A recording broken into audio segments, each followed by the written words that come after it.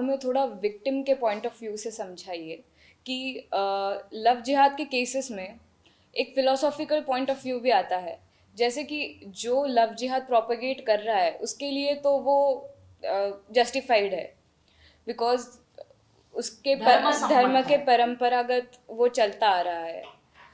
लेकिन जो विक्टिम है उसे ये पता ही नहीं होता कि वो विक्टिम है, क्योंकि उसको कन्विंस किया जाता है कि ये सब अच्छा है, ये सब फेयर है।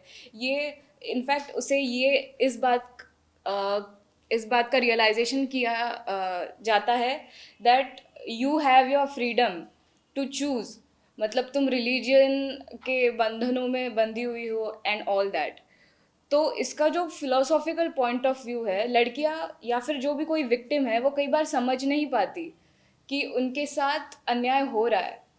तो इस मामले में आपका क्या कहना है कि हाउ डू दे, मतलब काफ़ी देर हो जाती है उनको ये समझने में, तब तक हाथ से सब निकल जाता है। इन सभी के सभी मैंने बताया जैसे कि उसके बाद भी मेरा काम बंद हो गया ऐसा नहीं है। तो उस समय तो बहुत सारे केसेस आई और उसके कारण बाद में भी केसेस आती रही, आज तक आती है। तो एक तो समानता सदा सर्वदा, यानी 10-12 साल से मैं इस विषय से जुड़ी हूँ, तो एक अनुभव आता है कि घर की जो व्यवस्था है उसमें कुछ न कुछ तो गड़बड़ी है।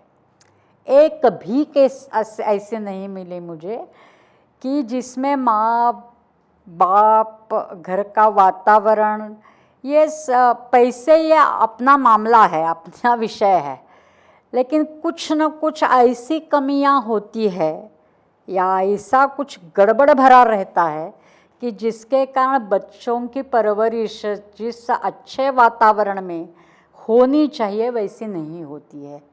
यह प्रत्येक केस में मिला हुआ अनुभव है। लड़कियां क्यों फंसती है, तो उसके पीछे केवल निसर्गानुकूल भावना ये नहीं है, केवल उतना नहीं है। जहाँ रोकना चाहिए, अनेक बार महिलाओं के बारे में मैं कहूँगी, क्योंकि पता नहीं उसके पीछे भी निसर्ग है या क्या है, मुझे पता नहीं है, लेकिन लगभग सभी के सभी केसेस में माँ को अंदाज़ा आया हुआ रहता है कि ये कहीं गड़बड़। लेकिन जो वस्तुएं घर में आ रही है उसका आकर्षण माँ को भी है, और कभी कभी तो वो पहले प्रोत्साहित भी करती है। और जैसे मैंने बताया कि मुस्लिम और हिंदू लॉ का अंतर उसको पता नहीं होता है। लगता है कि लड़का तो अच्छा है क्योंकि वो अच्छे पहराव में आता है, उसको देखो कितना अच्छा रखता है, और मेरी तो बुरा हाल हुआ है इस घर में, उसका कभी नहीं होगा। इसलिए वो शुरू शुरू में अनुकूल ही रहती है, और बाद में पता चलता है कि अरे ये तो प्रेग्नेंट हो गई, तब वो जग जाती है।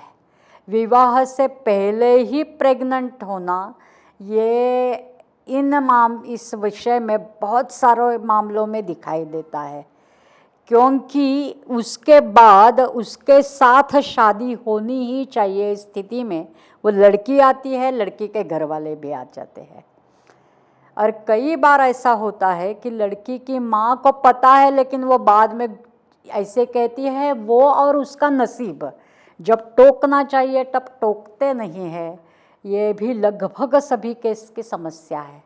कभी कभी घर की अपनी आप ही अपूर्णता है, माँ है, पिता नहीं है, पिता का ध्यान नहीं है, अगर है तो ऐसा कुछ होता है। कभी कभी माँ के ही मन में दूसरे के प्रति कुछ आकर्षण रहता है, पति के सिवाय और किसी के प्रति, तो वो भी दुर्लक्ष्य कर देती है। कभी कभी पिता को ऐसा लगता है कि मेरा बाहर जो भी चल रहा है वो वैसा ही चलाना है, तो बच्ची के जो मांगती है वो उसको देना चाहिए, अगर वो चाहती है उसके साथ रहना है तो रहने दो ना।